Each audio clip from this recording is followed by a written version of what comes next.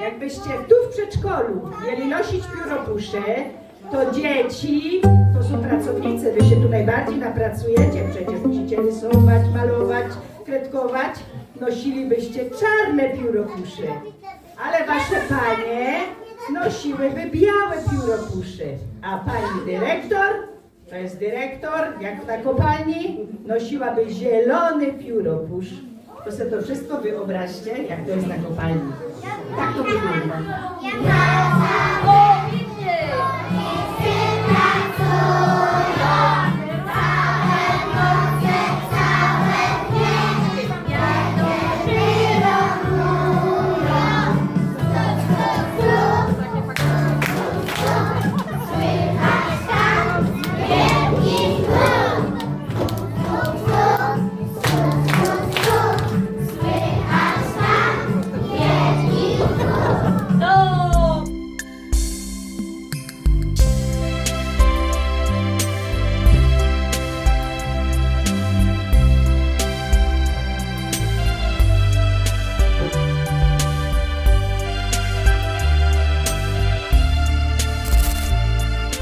Klub Filmu Niezależnego. Zasubskrybuj nasz kanał.